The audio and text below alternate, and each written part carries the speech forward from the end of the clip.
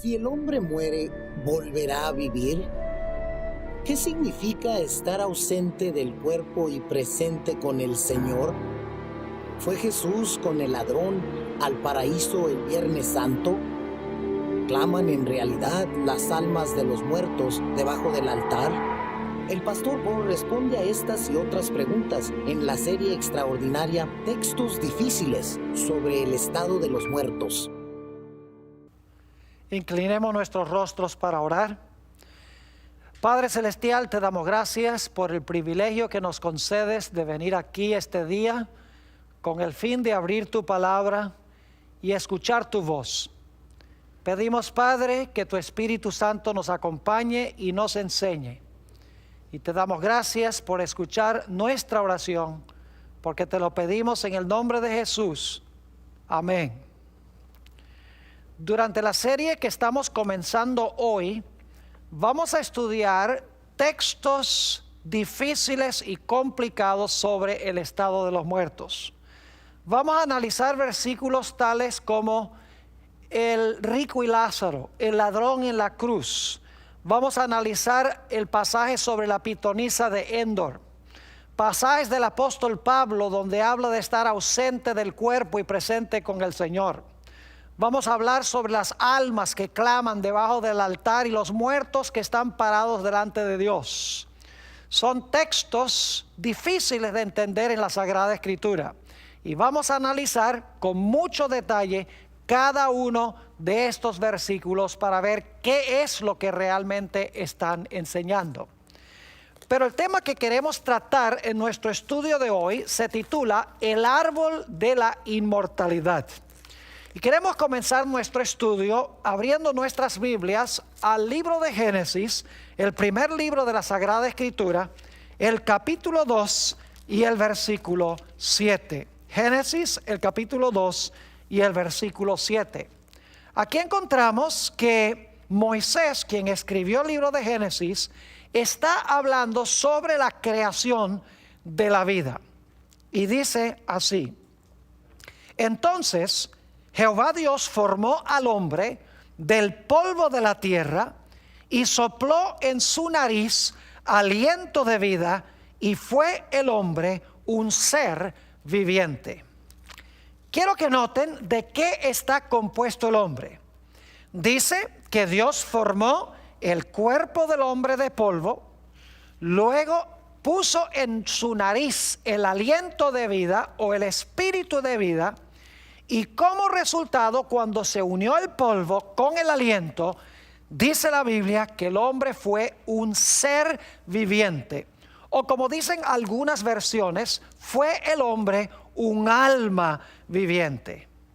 Ahora, lo que quiero que notemos es que según la Biblia, Dios no le dio al hombre un alma.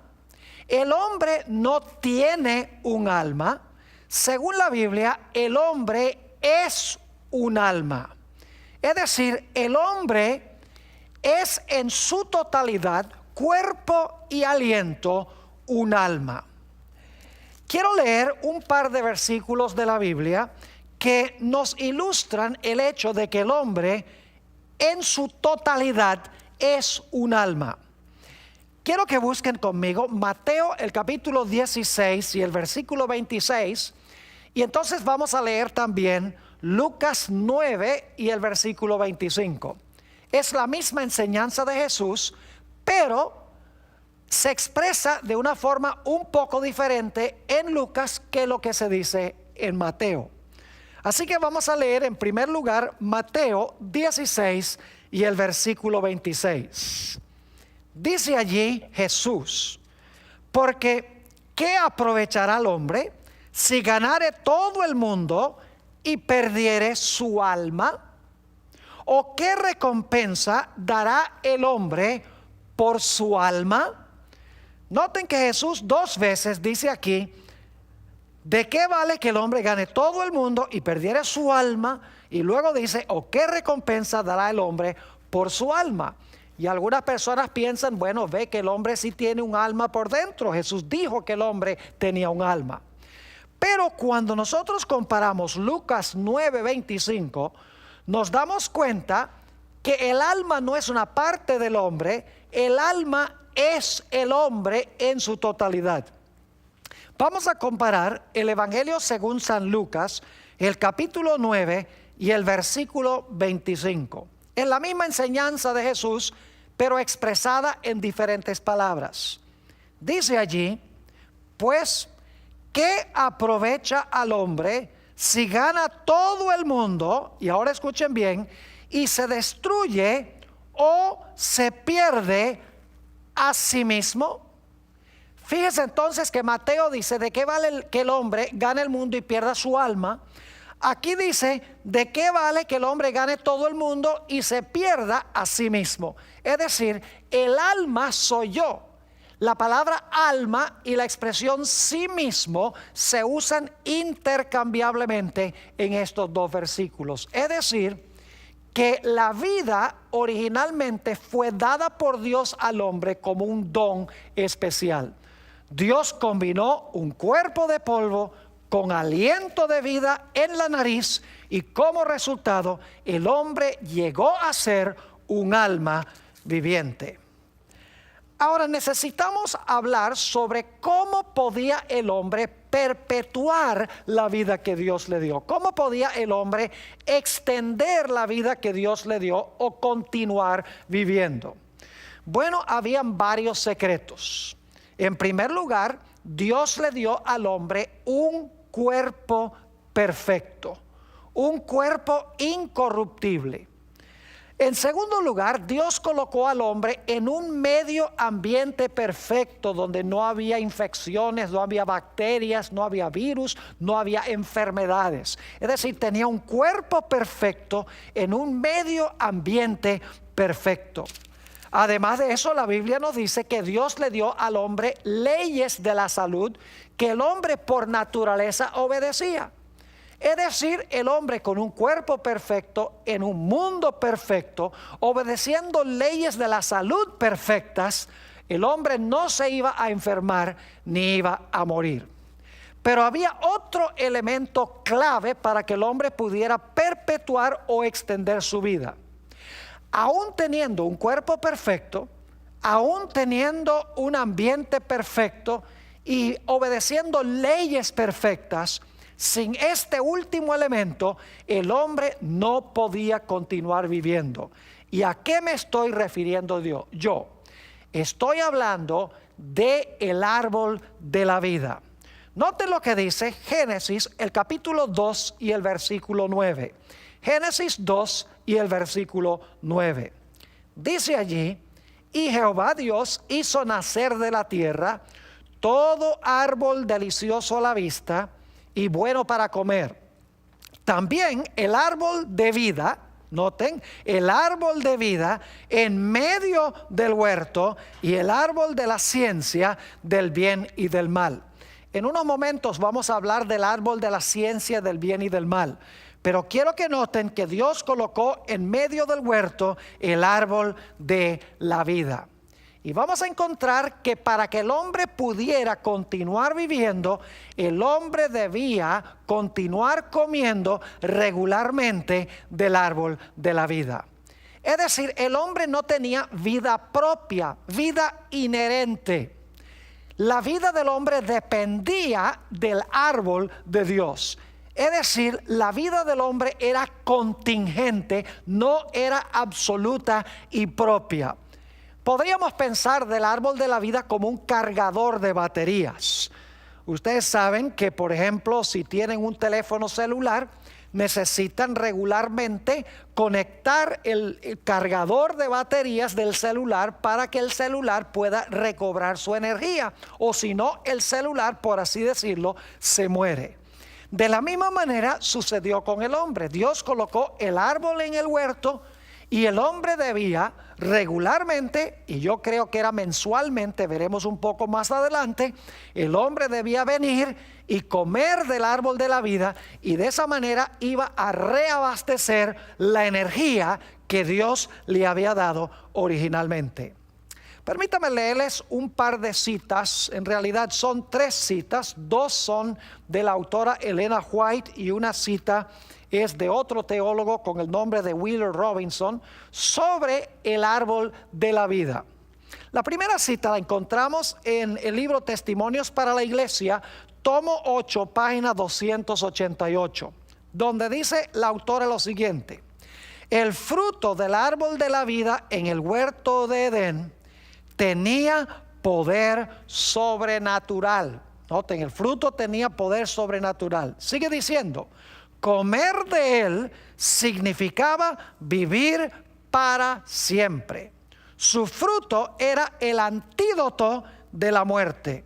Sus hojas tenían el fin de perpetuar la vida y la inmortalidad.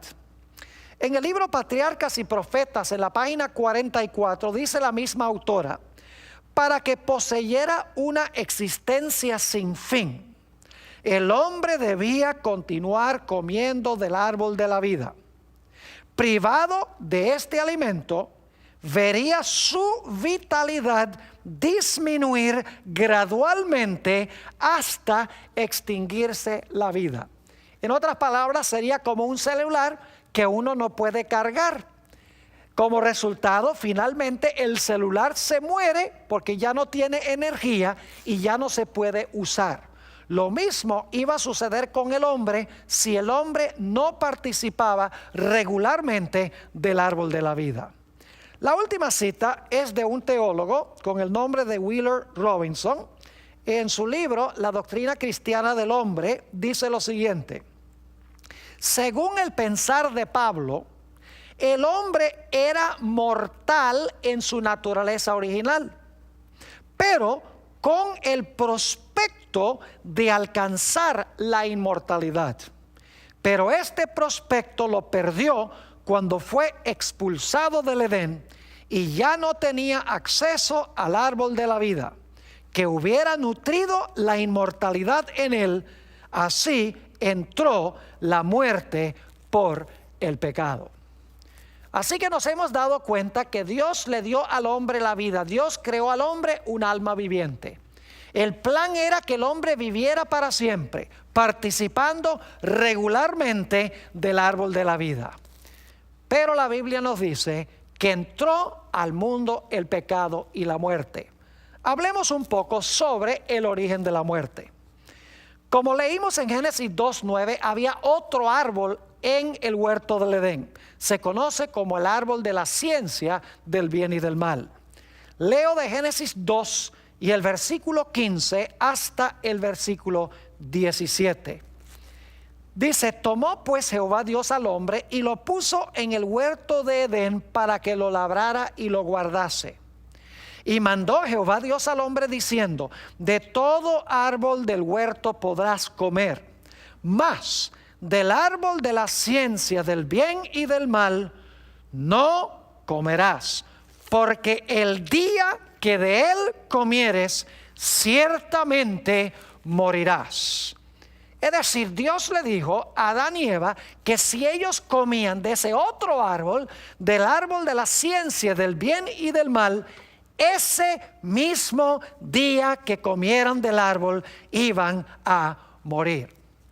Ahora yo quiero que ustedes noten que en el huerto del Edén había otro personaje que odiaba a Dios y quería compartir con Adán y Eva una gran mentira. Se trata de la serpiente antigua, el diablo y Satanás. Dios había dicho: el día que comas del árbol, ese día vas a morir.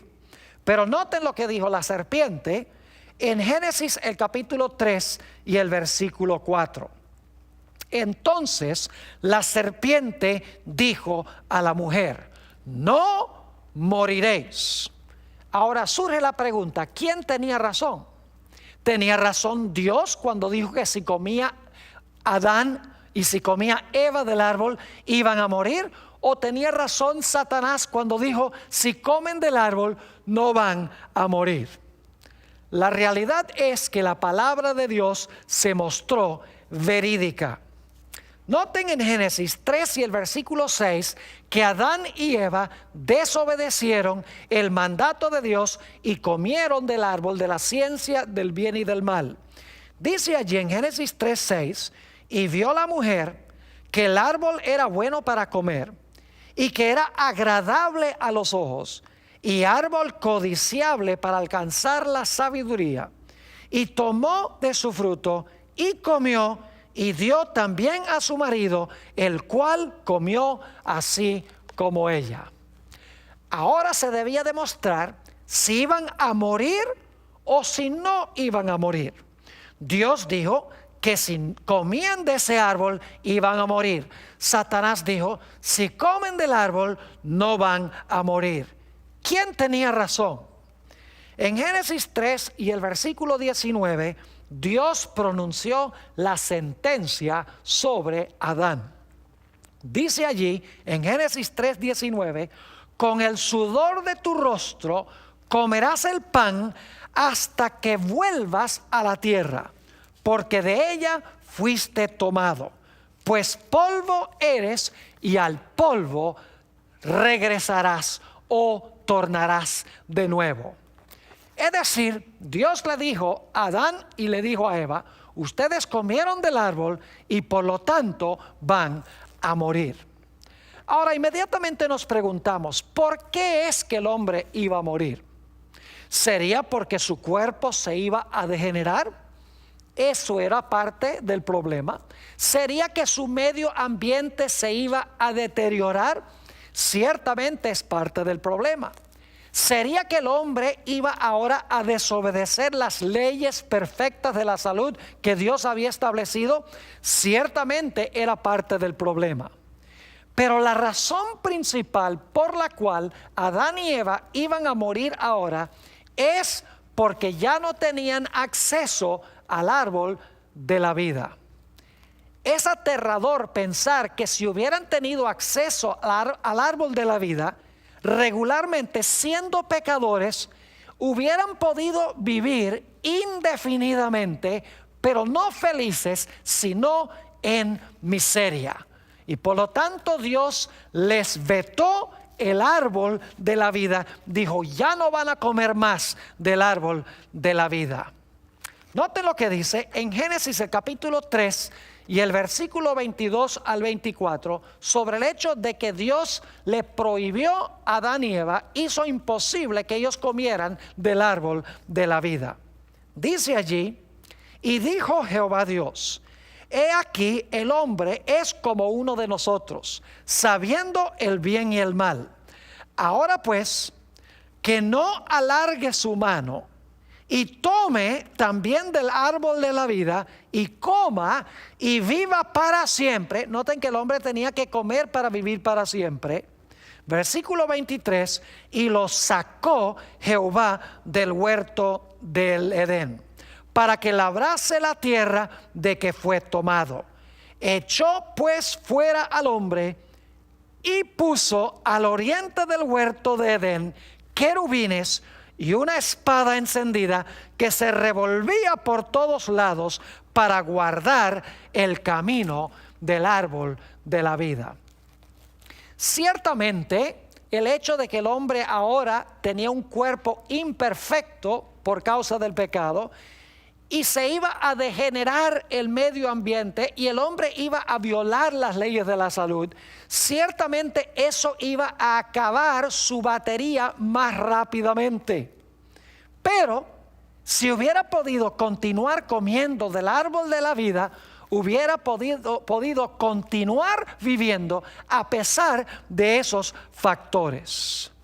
Ahora, es importante para nosotros notar algo significativo, y es que el hombre en sí mismo no tenía vida inmortal, porque la Biblia nos dice que el hombre tenía que comer del árbol de la vida para continuar viviendo.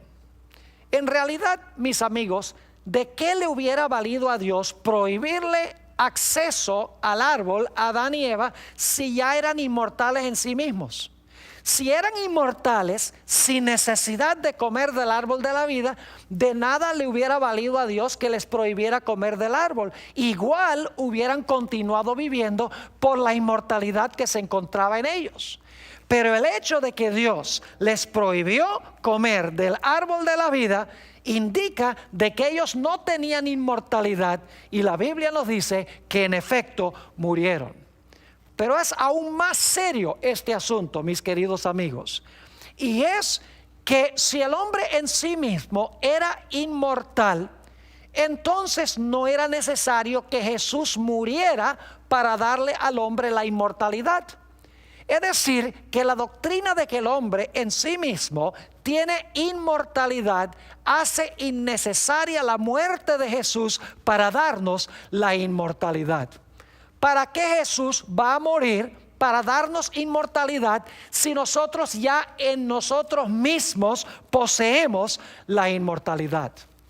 Ahora quiero hablar un poco de las edades de aquellas personas que vivieron entre la creación y el diluvio, entre la caída y el diluvio.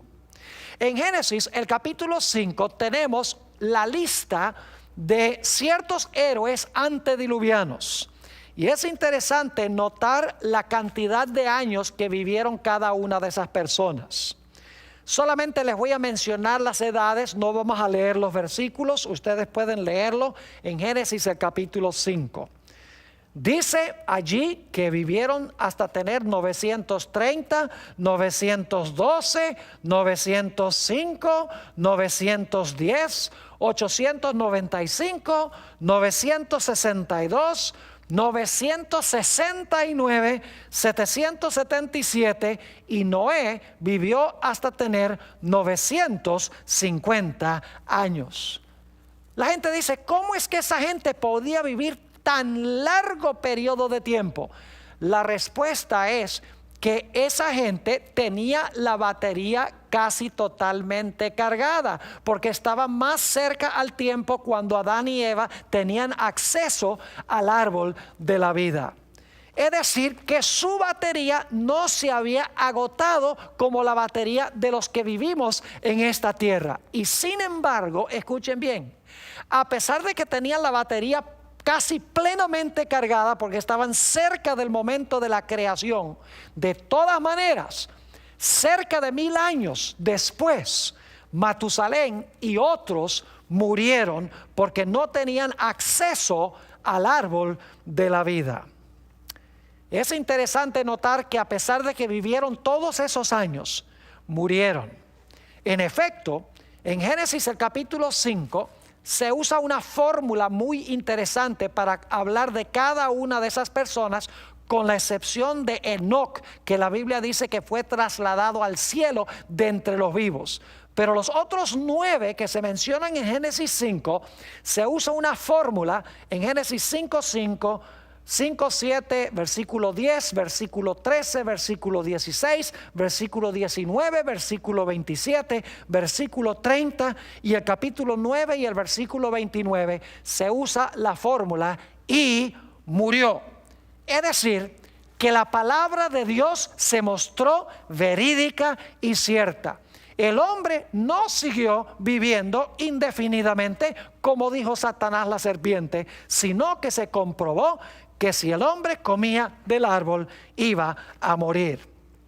En efecto, en Romanos 6 y el versículo 23 nos dice: la paga del pecado es muerte. Dios tenía razón. ¿Por qué vivieron tanto tiempo aquellas personas antes del diluvio? Quiero leerles una cita que se encuentra en el Comentario Bíblico Adventista, tomo 7, página 988, sobre la razón por la cual los antediluvianos vivieron tanto tiempo. Dice la autora: al comer Adán y Eva de este árbol, reconocieron que dependían de Dios.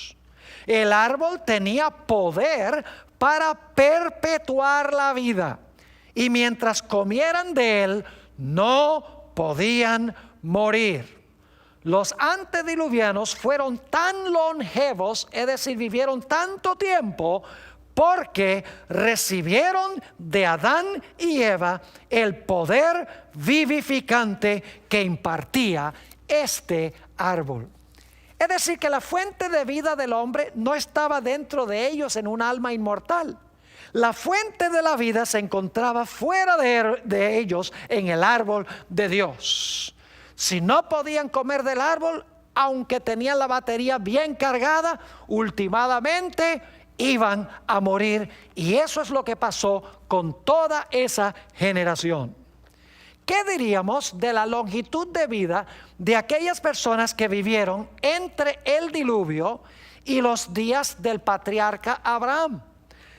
En Génesis el capítulo 11 tenemos la longitud de vida de estas personas.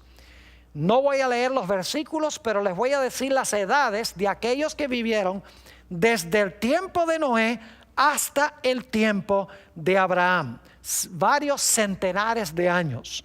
Dice en Génesis 11 que vivieron hasta tener 600, 438, 433, 464, 239 y otra persona también vivió 239, 230, 148, 205 y 175. Ahora, había varios factores que llevaron a que las edades se acortaran tanto. Entre ellas estaba la idea de que el hombre tenía un cuerpo cada vez más imperfecto por causa del pecado. Además de eso, después del diluvio, el medio ambiente se dañó muy rápidamente.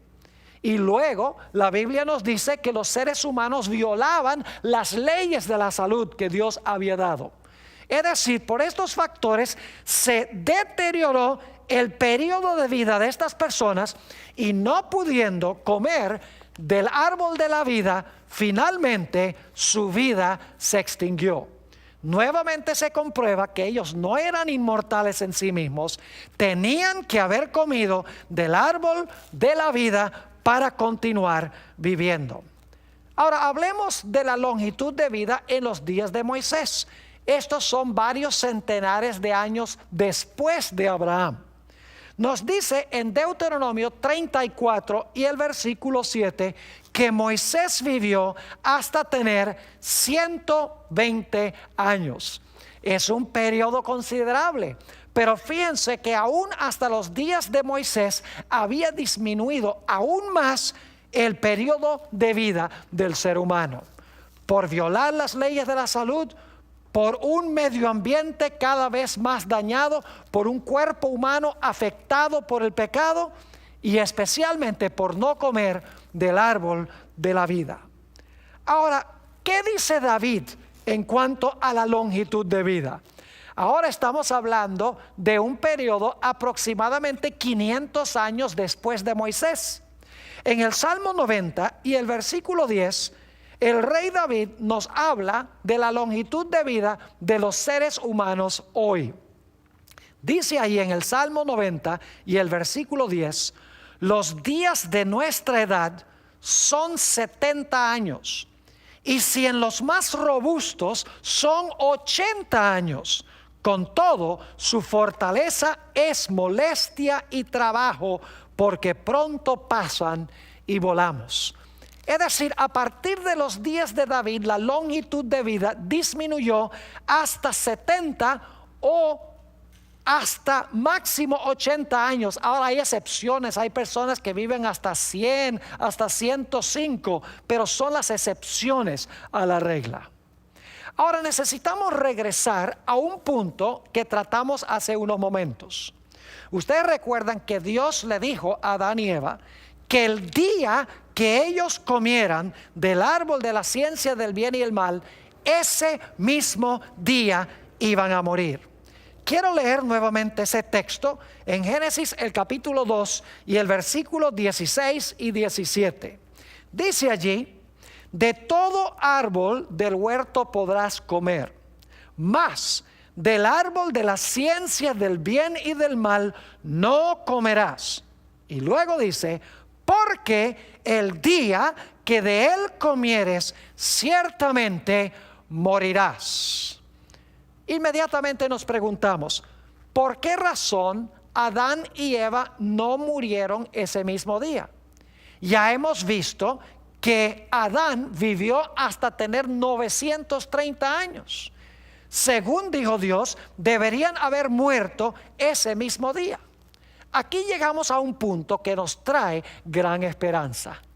Porque el hombre, como hemos visto, no podía comer del árbol de la vida. Entonces la pregunta es, ¿tenía el hombre alguna esperanza de poder vivir eternamente a pesar de haber pecado? Nos dice en Génesis el capítulo 3 y el versículo 21 que el mismo día que Adán y Eva pecaron se realizó un evento supremamente importante. Hubo una muerte el día en que Adán y Eva pecaron, pero no fueron ellos. ¿Y por qué no fueron ellos?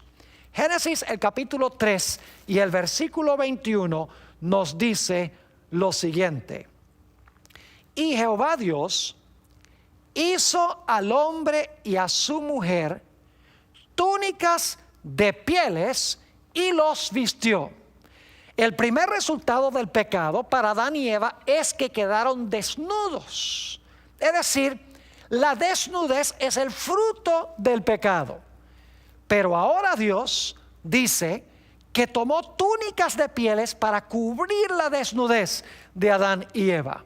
Ahora yo pregunto, ¿qué necesitó suceder para que Dios pudiera tener pieles para cubrir la vergüenza de la desnudez de Adán y Eva? No cabe duda que hubo que sacrificar ese día uno o tal vez dos animales para que se pudieran adquirir las pieles para cubrir la vergüenza de la desnudez del pecado de Adán y Eva.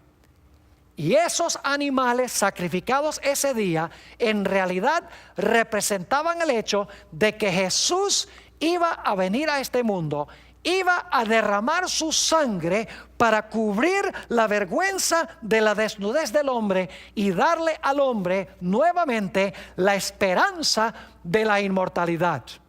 Alguno dirá, pero pastor, ¿por dónde dice la Biblia que el sacrificio de Jesús estaba prefigurado en el sacrificio de ese animal o de esos animales? En el Nuevo Testamento tenemos varios versículos de los cuales quiero leer dos. Primera de Pedro, el capítulo 1 y el versículo 18 hasta el versículo 20. Dice allí el apóstol San Pedro, sabiendo que fuisteis rescatados de vuestra vana manera de vivir, la cual recibisteis de vuestros padres, no con cosas corruptibles, es decir, no fuimos rescatados con cosas corruptibles como oro o plata, sino con la sangre preciosa de Cristo, como de un cordero sin mancha y sin contaminación. Y ahora escuchen bien, ya destinado, es decir, destinado a morir como el cordero, desde antes de la fundación del mundo, pero manifestado en los postreros tiempos por amor de vosotros. Es decir, Jesús se manifestó en la época cuando escribió el apóstol Pedro, pero dice aquí que ya estaba destinado a morir desde antes de la fundación del mundo. Y en Apocalipsis 13 y el versículo 8 tenemos otro versículo que claramente indica de que el plan de salvación había sido elaborado aún antes de que el hombre pecara. Dice en Apocalipsis 13:8, hablando de la adoración que le van a rendir a la bestia, esa no es la parte que quiero recalcar, dice, y la adoraron todos los moradores de la tierra, cuyos nombres no estaban escritos en el libro de la vida del Cordero, que fue inmolado desde el principio del mundo.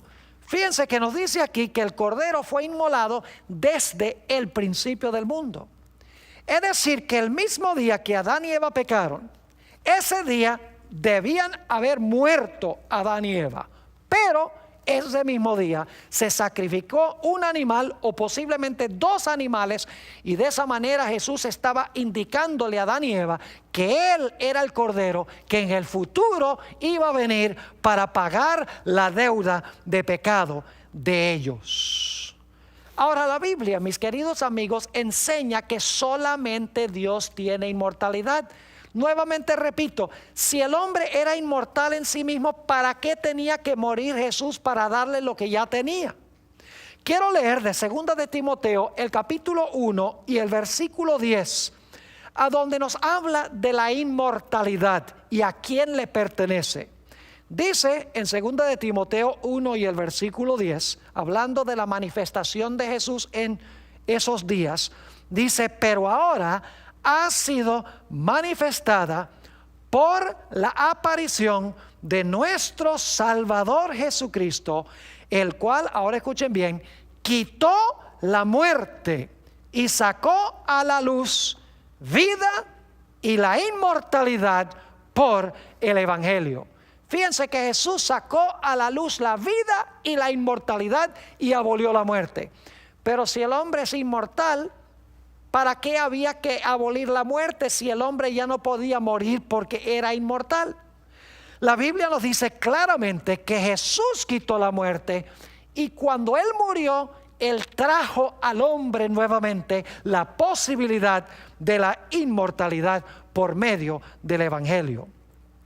En Romanos 2 y el versículo 6 y 7 tenemos otro texto muy interesante donde nos dice que nosotros tenemos que buscar la inmortalidad. Ahora, mis queridos amigos, si tenemos que buscar la inmortalidad, obviamente no la tenemos ya. Dice allí el apóstol San Pablo en el libro de los Romanos, el capítulo 2 y el versículo 6 y 7, el cual pagará a cada uno conforme a sus obras. Vida eterna a los que, perseverando en bien hacer, noten, buscan gloria y honra e inmortalidad. Es decir, la inmortalidad hay que buscarla. Y por lo tanto significa que no la tenemos por naturaleza. Jesús trajo la inmortalidad a la luz a través del Evangelio, a través de su muerte. Obviamente, si Jesús trae la inmortalidad, yo no la poseo en mí mismo ya. Pero alguno dirá: pastor, entonces si yo acepto a Cristo, si yo acepto el Evangelio y Cristo me da a mí el don de la inmortalidad, ¿por qué aún nosotros morimos? Si nos da la inmortalidad, si nos garantiza la inmortalidad, entonces ¿por qué es que nosotros todavía morimos? Permítanme explicarles que la muerte que nosotros sufrimos, aun cuando hemos aceptado a Jesús, según la Biblia no significa absolutamente nada. Porque solamente es un sueño, es un momento de silencio hasta que Jesús regrese a este mundo para darnos el toque final de la inmortalidad. Noten lo que dice en 1 de Tesalonicenses, el capítulo 4 y los versículos 15 al 17. Este es un pasaje muy hermoso sobre la resurrección cuando Jesús venga.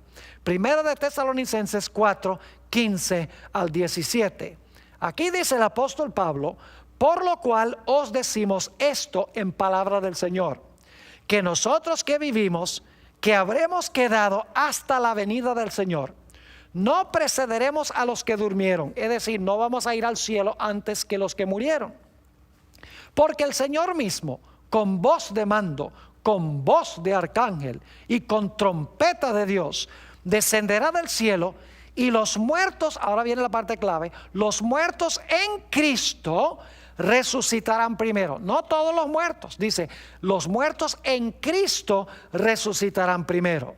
Luego, nosotros los que vivimos, los que hayamos quedado, seremos arrebatados juntamente con ellos, es decir, con los que murieron y resucitaron, en las nubes para recibir al Señor en el aire, y así estaremos siempre con el Señor. Es decir, que si yo recibo a Jesús como mi Salvador, la Biblia dice que yo estoy en Él. Tengo la garantía de inmortalidad. Si yo llegase a morir esta noche, no tengo nada de qué preocuparme, porque Jesús murió la muerte que yo debo morir. Y cuando yo lo recibí, cuando yo lo acepté como mi Salvador, Dios me mira, me incluye en Él. Y cuando Jesús venga, Él me va a dar el toque final de la inmortalidad que me garantizó durante el tiempo que yo estaba vivo. En 1 de Corintios, el capítulo 15 y los versículos 52 y 53, encontramos otro pasaje hermoso sobre la resurrección.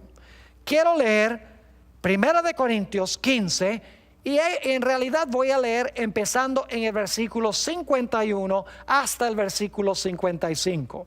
Dice allí: he aquí os digo un misterio. No todos dormiremos, pero todos seremos transformados en un momento, en un abrir y cerrar de ojos, a la final trompeta, es decir, cuando Jesús venga. Y los muertos serán resucitados incorruptibles, y nosotros seremos transformados. Porque es necesario que esto corruptible se vista de incorrupción. ¿Cuándo es que nos vamos a vestir de incorrupción? ¿En el momento cuando morimos? No, es a la final trompeta, según dice aquí. Porque es necesario que esto corruptible se vista de incorrupción, y esto mortal se vista de inmortalidad. Si tenemos que vestirnos de inmortalidad, ¿no la tenemos ya? ¿Cómo puede usted hablar de que la necesidad de vestirnos de inmortalidad si ya somos inmortales?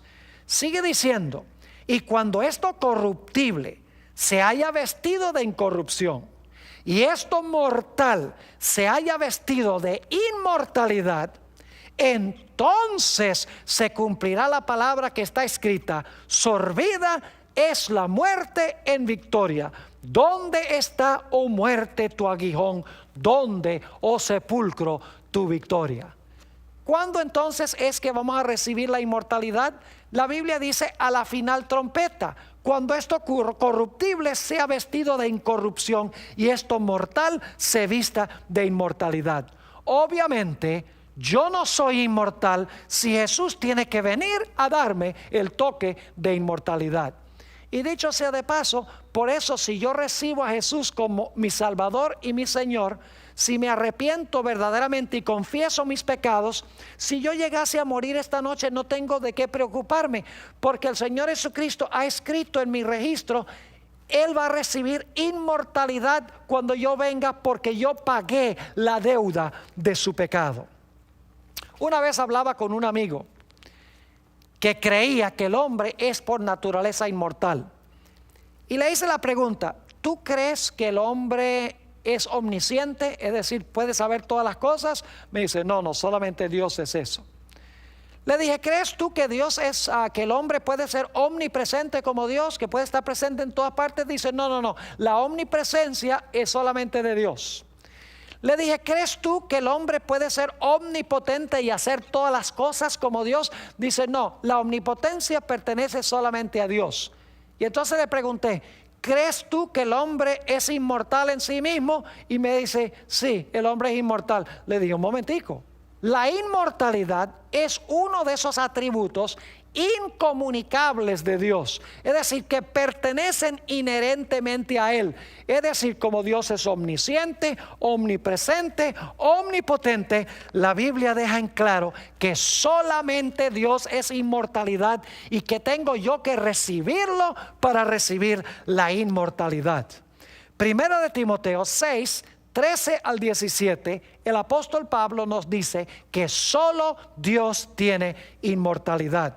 Dice allí: te mando delante de Dios, que da vida a todas las cosas, y de Jesucristo, que dio testimonio de la buena profesión delante de Poncio Pilato, que guardes el mandamiento sin mácula ni reprensión, hasta la aparición de nuestro Señor Jesucristo, la cual a su tiempo mostrará el bienaventurado y solo soberano, Rey de reyes y Señor de señores. Y ahora escuchen bien: el único que tiene inmortalidad.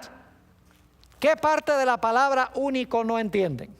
Único significa que hay uno solo, y aquí dice Rey de reyes y Señor de señores, el único que tiene inmortalidad, que habita en luz inaccesible, a quien ninguno de los hombres ha visto ni puede ver, al cual sea la honra y el imperio sempiterno.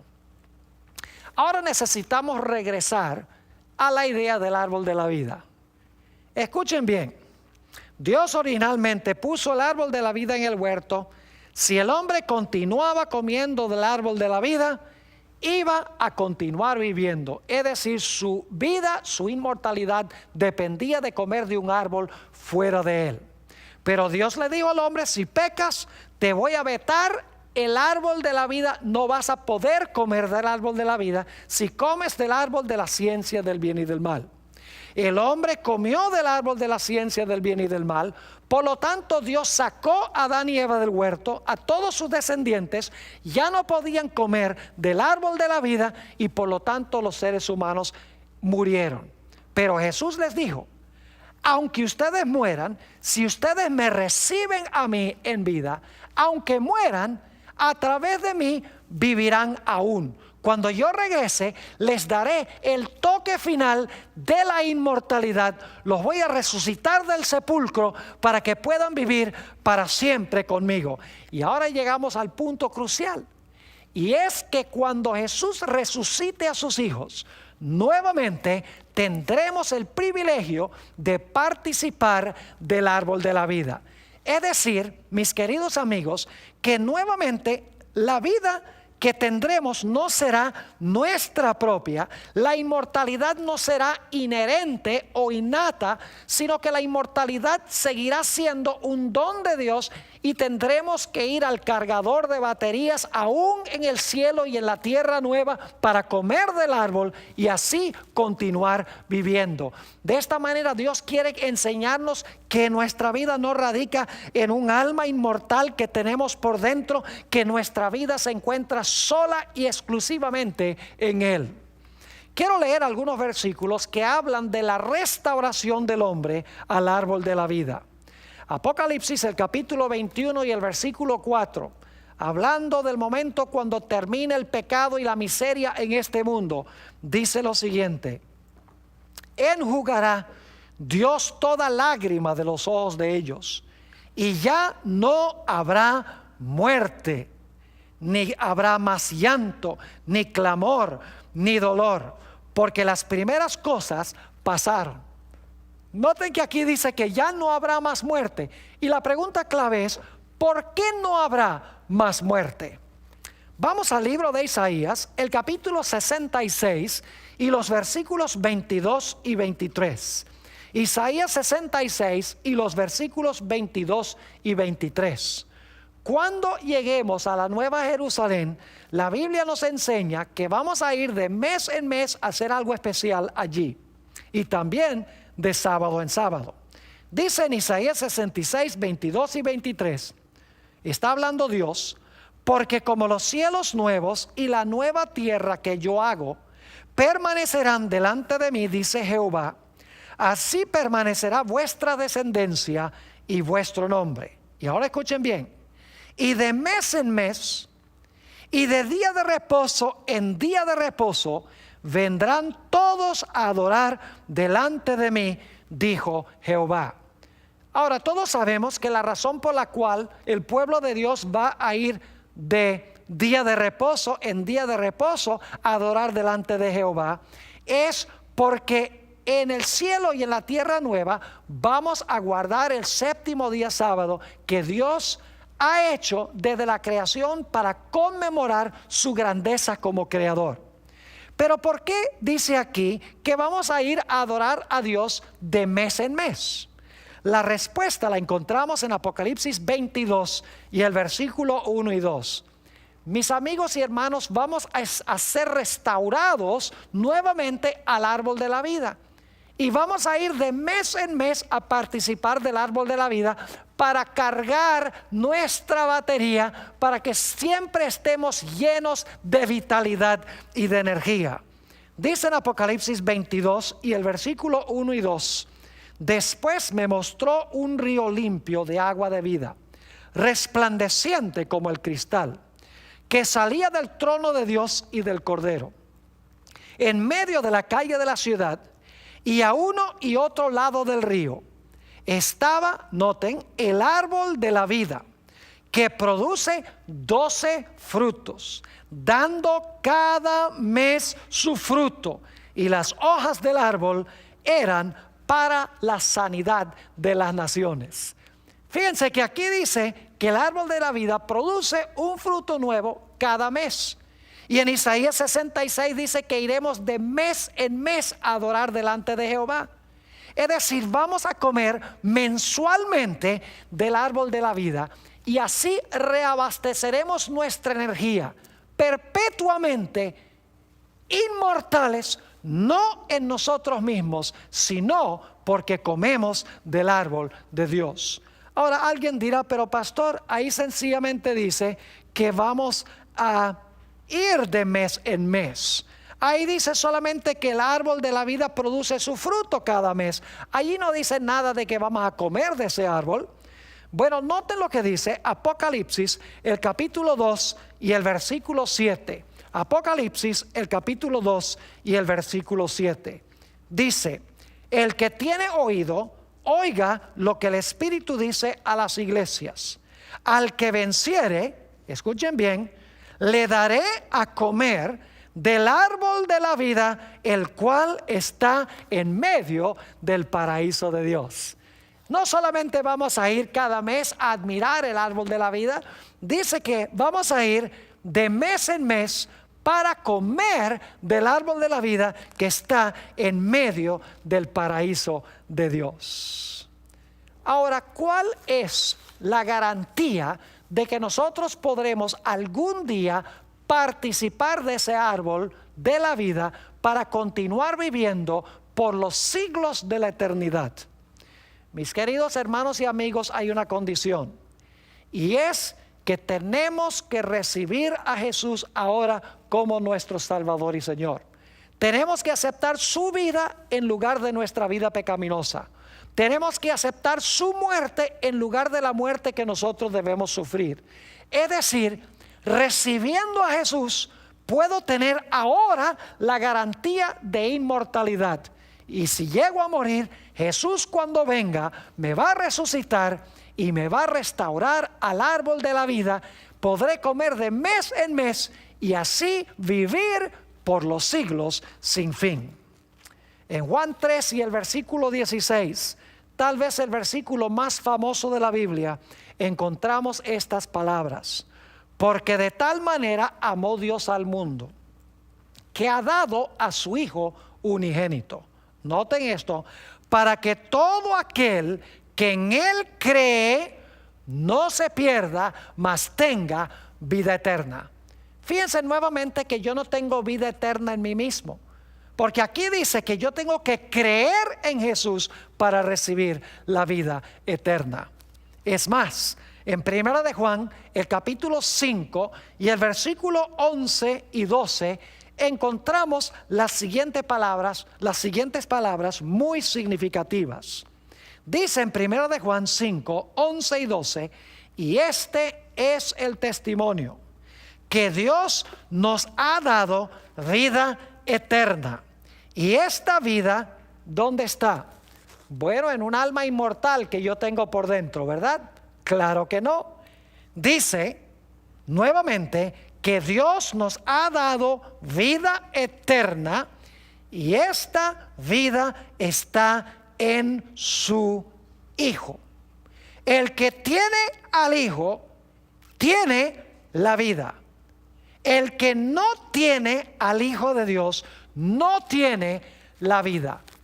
Es decir, nuestra esperanza de vida no se encuentra en un alma inmortal que está dentro de nosotros, que ni siquiera Dios puede destruir. Nuestra fuente de vida está en tener a Jesús como nuestro Salvador y nuestro Señor. En Gálatas, el capítulo 3 y el versículo 26 y 27, nos habla de cómo podemos nosotros llegar a estar en Jesús. Porque ustedes recuerdan que leímos en Primera de Tesalonicenses, el capítulo 4, que los muertos en Cristo van a resucitar y luego Jesús los va a restaurar al árbol de la vida. Pero ¿cómo puedo yo llegar a estar en Jesús o en Cristo? En Gálatas 3, 26 y 27, el apóstol Pablo nos explica cómo podemos llegar a estar en Cristo. Dice lo siguiente: pues todos sois hijos de Dios por la fe en Cristo Jesús. Noten, pues todos sois hijos de Dios por la fe en Cristo Jesús. Y luego dice, porque todos los que habéis sido bautizados en Cristo, de Cristo estáis vestidos. Mis queridos amigos, el momento cuando yo llego a estar en Cristo es en el momento del bautismo. Y quiero explicarles por qué razón Dios ha establecido esta ceremonia especial de incorporación del hombre en Jesús. En realidad, la Biblia nos dice que el Señor Jesucristo vivió una vida perfecta. Jesucristo murió, fue sepultado y resucitó de los muertos para no morir más. En la ceremonia del bautismo, yo me incorporo a lo que hizo Jesús, porque yo también he vivido una vida llena de pecado, pero cuando recibo a Jesús, la vida perfecta de Él está en lugar de mi vida imperfecta. Y luego, cuando soy sepultado en las aguas del bautismo, en realidad estoy figurativamente, simbólicamente, estoy muriendo, porque cuando me ponen debajo del agua, dejo de respirar como un muerto cuando lo entierran.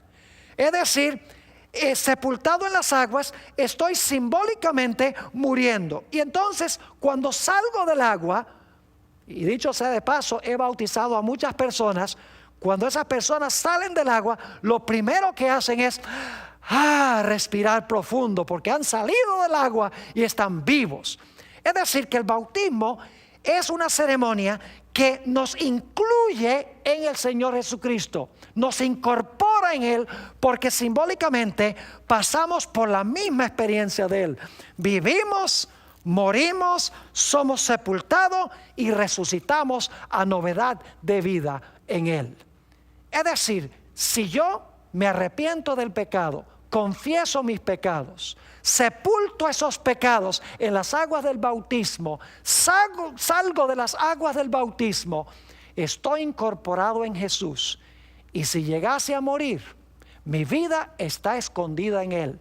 Y cuando venga me dará el toque de la inmortalidad y me restaurará al árbol de la vida.